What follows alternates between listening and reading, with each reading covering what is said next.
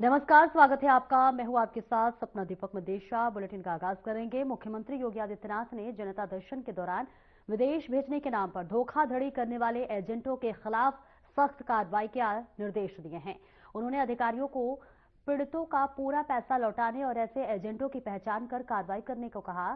सुबह आयोजित जनता दर्शन में सीएम ने करीब 250 लोगों की समस्याएं सुनी और हर समस्या के प्रभावी निराकरण का भरोसा दिलाया। इस बीच आपको बता दें, साथ ही समस्या समाधान में भी किसी भी तरह की लापरवाही पर अधिकारियों पर सख्त कार्रवाई करने की चेतावनी दी थी।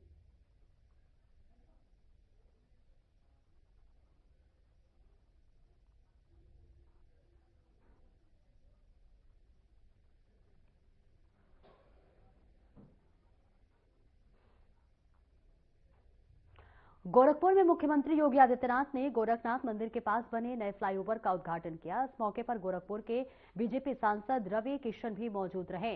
इस बीच सीएम योगी आदित्यनाथ ने कार्यक्रम को संबोधित करते हुए कहा कि जब डबल इंजन की सरकार होती है, विरासत और विकास की सोच की सरकार आती है, तो विकास भी तीव्र गति से बढ़ता हुआ दिखाई देता है। ये विकास ही परिवर्तन का कारक बनता है और आज से 8 साल पहले तक गोरखपुर के लोग विकास के लिए तरसते थे। इस बीच बुनियादी सुविधाओं का अभाव था।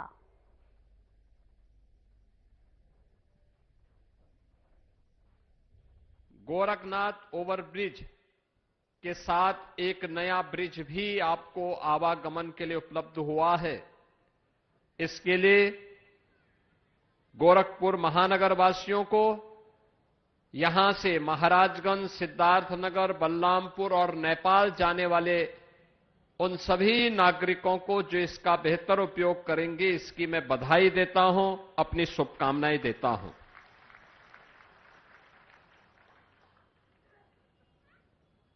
137 करोड़ रुपए की लागत से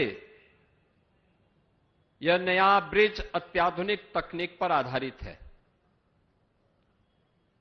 जिसको उत्तर प्रदेश ब्रिज कारपोरेशन ने बनाकर के तैयार किया है।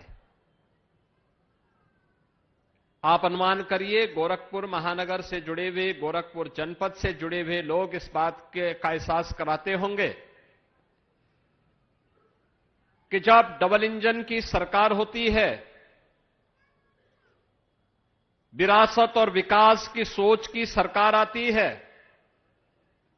तो विकास भी उतनी ही तीव्र गति से आगे बढ़ता हुआ दिखाई देता है।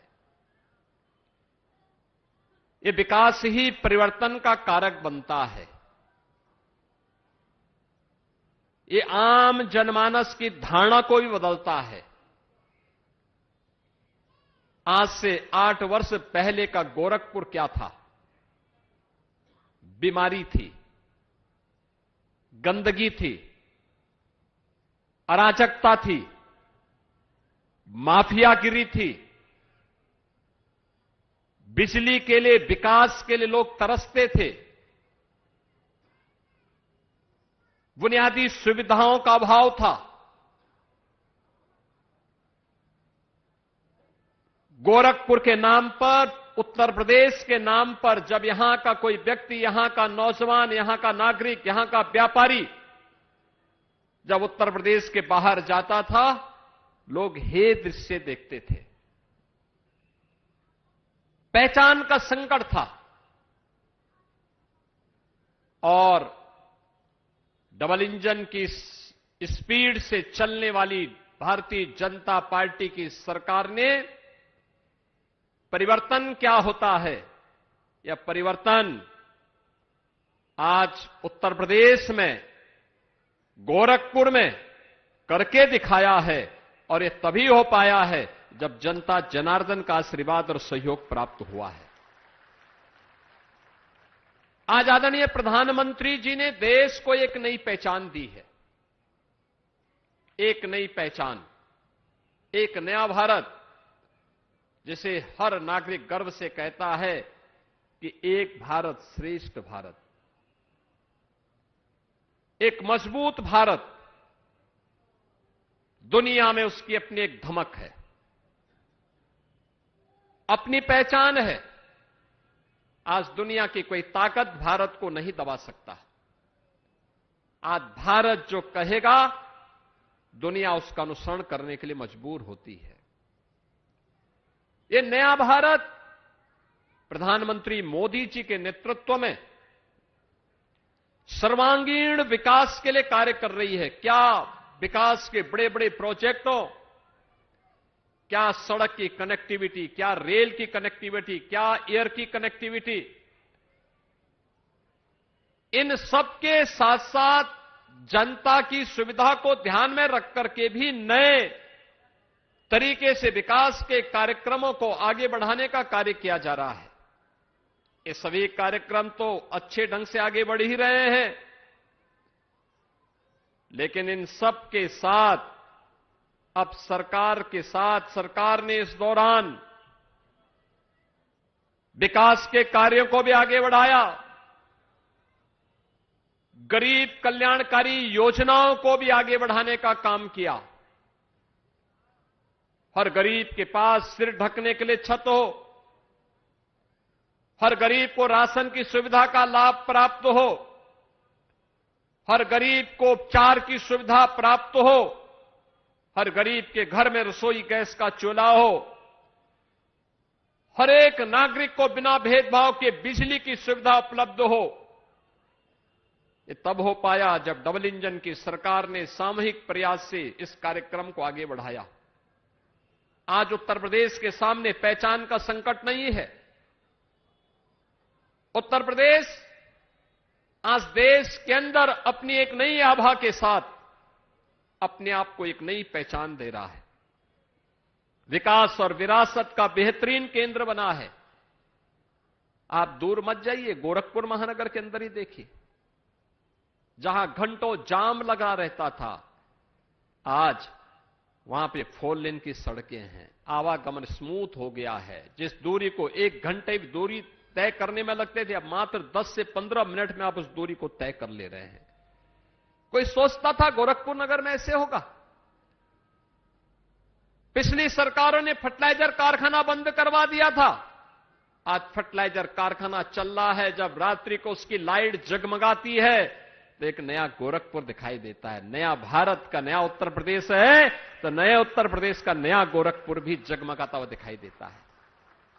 एयरपोर्ट से आप चलते हैं तो एम्स आपका स्वागत करता है। यह आधुनिक इंफ्रास्ट्रक्चर के साथ आधुनिक स्वास्थ्य की सुविधाओं के एक नए केंद्र के रूप में BRD medical college, Samajwadi party ने एक बार उसको बेचने का प्रयास किया था, हम लोगों ने विरोध किया था। आज बीआरडी मेडिकल कॉलेज अत्याधुनिक सुविधाओं से युक्त होकर के लोगों के उपचार का एक नया केंद्र बनकर के उभरा है। रामगढ़ ताल, जिस पर सपा के मुखिया के द्वारा आपके सांसद के ट्वीट पर आपत्ति की गई थी और उन्होंने बड़ी अभद्र टिप्पणी की थी, क्योंकि उनके समय में रामगढ़ ताल में अपराध होते थे, गंदगी डाली जाती थी। आज रामगढ़ ताल गोरखपुर के लिए एक बेहतरीन वहां पर पर्यटन के केंद्र के रूप में विकसित हुआ है। आज क्या नहीं है गोरखपुर में? हर ओर अच्छा इंफ्रास्ट्रक्चर है, अच्छी सुविधाएं हैं, बिजली है, पानी है, सफाई है, जल जमाव से मुक्ति है, माफिया और मच्छर से मुक्ति है, बीमारी से मुक्ति है। इंसेफ्लाइटिस की बीमारी का भी समाधान कर दिया गया है और हर व्यक्ति को जरूरत के हिसाब से उसकी सुविधाएं उपलब्ध कराई जा रही हैं। और अब आप देख रहे होंगे हावड़ बंदा, माधोपुर बंदा पर भी एक मार्ग बन रहा है। बरगदवा से लेकर के स्पोर्ट्स कॉलेज होते हुए मोदीपुर तक भी 4 लेन की कनेक्टिविटी से बेहतरीन सुविधाएं उपलब्ध हो रही है। मेडिकल कॉलेज वाला मार्ग 4 लेन का हो गया है। गोरखपुर ग्रामीण की भी और गोरखपुर जनपद के अंदर भी अलग अलग सुविधाएं। गोरखपुर से लखनऊ जाने के लिए पहले केवल अयोध्या, बस्ती अयोध्या होते हुए मार्ग था, अब लिंक एक्सप्रेसवे ने एक नया विकल्प भी दे दिया है। वाराणसी का मार्ग पहले केवल 1 लेन का और फिर 2 लेन का था, अब 4 लेन से 6 लेन का हो गया है। कितना बेहतरीन कनेक्टिविटी, यानी जिसको दूरी करने में 6 से 8 घंटे लगते थे, अब मात्र 2.5 से 3 घंटे में गोरखपुर से आप वाराणसी जा सकते हैं। 3 से 3.5 घंटे में लखनऊ पहुंच सकते हैं। यानी गोरखपुर से कहीं भी आप जाएं, आपको सुविधा प्राप्त हो जाएगी। भाई कभी हो सकता है रवि किशन अपने घर में ही आपको बुलाएं तो आपको जाने में देर ना लगे, हो सकता है भोजन में बुला ही दें, तो 10 मिनट में आप उनके घर पहुंच सकते हैं। अगर कभी बुला लें धोखे से, तो उनके घर में भोजन में आप जा सकते हैं आराम से। अब जाम नहीं मिलेगा। 31 दिसंबर को मत जाना, 1 जनवरी को ही मत जाना, उस दिन बहुत भीड़ भाड़ रहेगी वहां। उस दिन आप परिवार के साथ घूमने के लिए जाएं अलग विषय है, लेकिन उनके घर उस दिन मत जाना, बहुत भीड़ हो जाएगी। लेकिन ये इसलिए हो पाया है, आसान इसलिए हो पाया है, क्योंकि सरकार की नीयत साफ थी।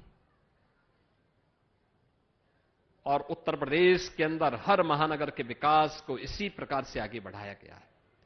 आप अयोध्या जाइए, पहली अयोध्या क्या थी? एकदम जर्जर थी, वीरान थी। आज नई अयोध्या भगवान राम के समय की अयोध्या, त्रेता युग की अयोध्या का एहसास कराती है। आप काशी में जाइए, गौरव से कह सकते हैं काशी प्रधानमंत्री मोदी जी के सपनों की काशी है। भारत की आध्यात्मिक राजधानी के रूप में दुनिया को अपनी ओर आकर्षित कर रही है। प्रयागराज त्रिवेणी के रूप में मां गंगा, मां यमुना और मां सरस्वती की त्रिवेणी के साथ ही प्रयागराज हम सबको आकर्षित करती है। नया इंफ्रास्ट्रक्चर के साथ 66 करोड़ श्रद्धालु दुनिया के अंदर, इतनी आबादी केवल 2 देशों के पास है, या तो भारत के पास या चीन के पास। बाकी दुनिया के पास किसी देश के पास इतनी आबादी नहीं जितने हमारे महाकुंभ प्रयागराज में केवल आए थे। जो भी गया उत्तर प्रदेश को का गुणगान करके गया। ये सब होता है प्रयास करने से। ये जो सम्मान आपको मिलता है इसलिए मिलता है क्योंकि प्रधानमंत्री मोदी जी के नेतृत्व में डबल इंजन की सरकार के द्वारा जो प्रयास प्रारंभ हुए हैं, उसने एक नई पहचान दी है। ये पहचान आपको सम्मान दिलाती है। नहीं तो पहले गोरखपुर का नाम सुनकर के माफिया से लोग इतने भयभीत रहते थे, लोग दूरी दिखाने का प्रयास करते थे। और ये माफिया को पालने वाले कौन लोग थे, आपने आज देखा होगा, पूरे टेलीविजन में चल रहा है। ये जो आरोप प्रत्यारोप करते हैं ना, आज उनके फोटो भी आ गए हैं माफियाओं के साथ में, दिखाई दे रहे हैं। माफिया से गिफ्ट लेते हुए दिखाई दे रहे हैं। ये वे लोग हैं जिन्होंने पूरे प्रदेश की पहचान में बदनुमा दाग लगाया था। हर जिले में माफियाओं को पाला था। ये लोग 1 डिस्ट्रिक्ट 1 माफिया देते थे।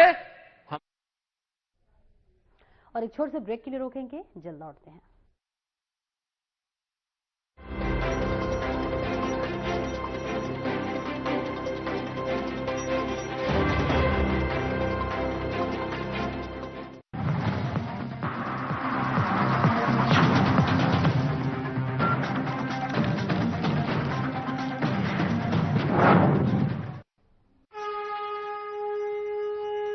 प्राचीन तमिल साहित्य में जीवंत त्रिपुरारी की नगरी काशी में संस्कृति का अद्भुत समागम। एक आत्मा, एक विचार, एक संस्कार, केवल प्रकटीकरण 2। पहला ज्ञान की राजधानी, दूसरा संस्कृति और कला का गढ़, और दोनों के मिलन का नाम है काशी तमिल संगमम। यशस्वी प्रधानमंत्री श्री नरेंद्र मोदी जी के मार्गदर्शन में काशी के नमो घाट से प्रारंभ हुए काशी तमिल संगमम के वर्ष 2025 के संस्करण का शुभारंभ माननीय मुख्यमंत्री योगी आदित्यनाथ जी ने किया।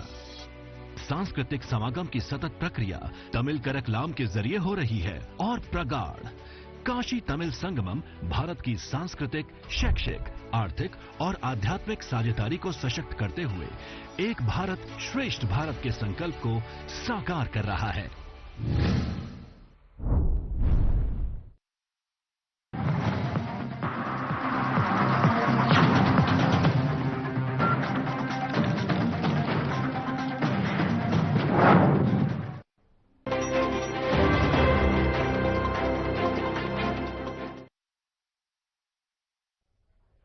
अब ब्रेक के बाद एक बार फिर से स्वागत है आपका। खबरों में आगे बढ़ेंगे। उत्तर प्रदेश विधानसभा शीतकालीन सत्र से पहले मुख्यमंत्री योगी आदित्यनाथ ने विपक्षी दल समाजवादी पार्टी पर करारा हमला किया है। उन्होंने चर्चित कफ सिरप मामले को लेकर सपा को घेरा और अखिलेश यादव पर जमकर निशाना साधा। सिरप मामले पर मुख्यमंत्री ने कहा कि प्रारंभिक जांच में सामने आया है कि जिन अभियुक्तों को पकड़ा गया है उनके कुछ संबंध समाजवादी पार्टी के साथ सामने आए हैं। इसके साथ ही राज्य स्तर की एसआईटी मामले की जांच कर रही है।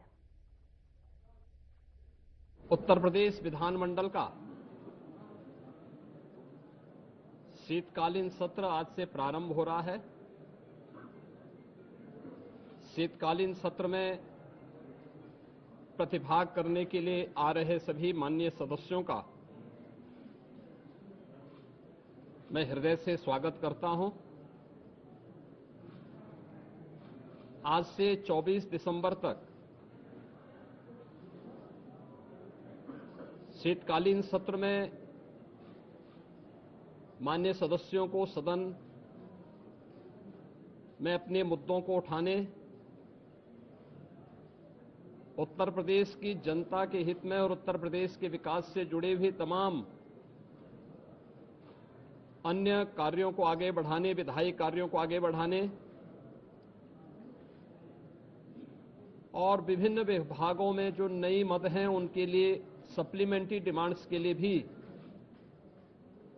यह शीतकालीन सत्र अत्यंत महत्वपूर्ण होगा। इस अवसर पर राष्ट्रगीत वंदे मातरम के 150 वर्ष पूर्ण होने के उपलक्ष्य में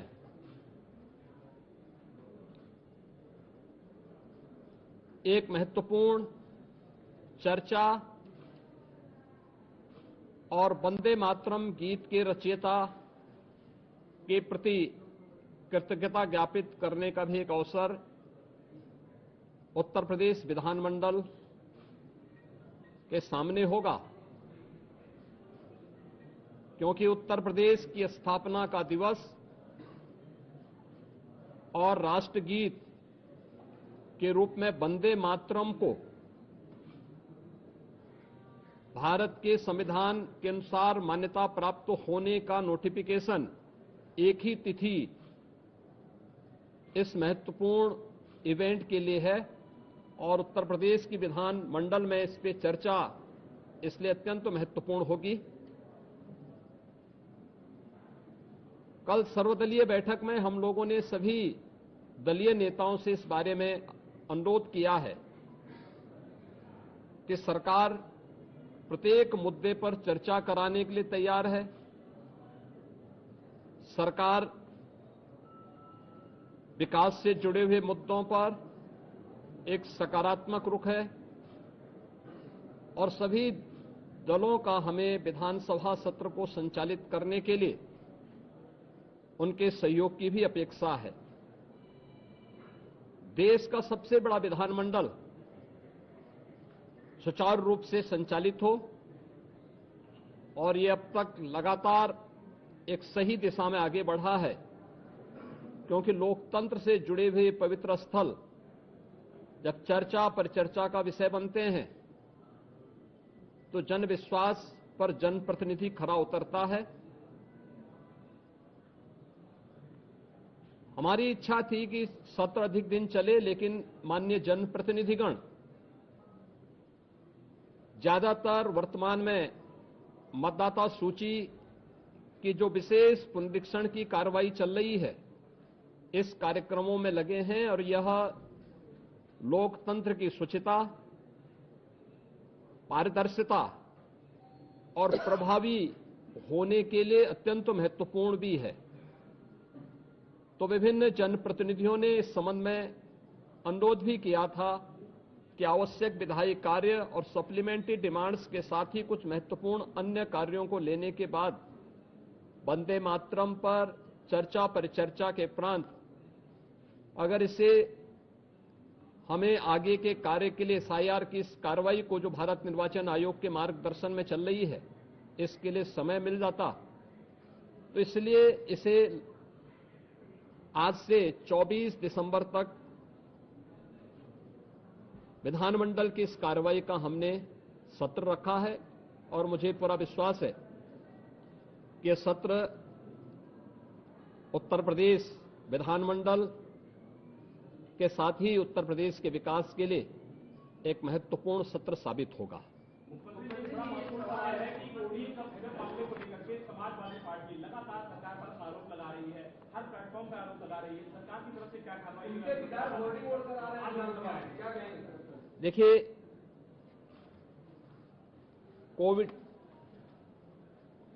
कोडिन फास्फेट यह एनडीपीएस के अंतर्गत आने वाला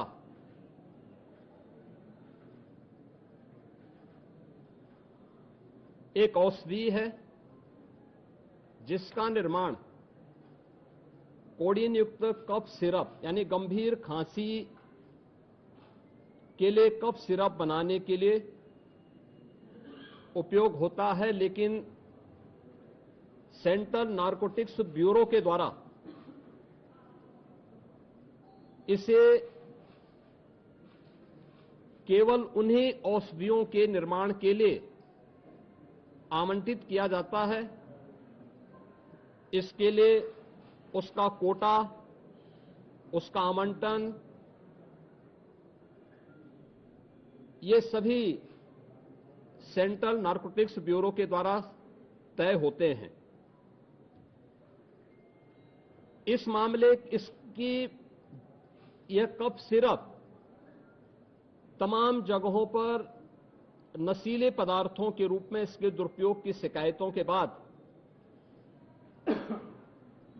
इस पे हम लोगों ने कार्रवाई की थी, क्योंकि अवैध रूप से इसकी तस्करी की शिकायतें आई थी और ये उत्तर प्रदेश पुलिस ने एनडीपीएस जो उत्तर प्रदेश का एफएसडीए विभाग है इस फिलहाल इस बुलेटिन में इतना ही। नमस्कार।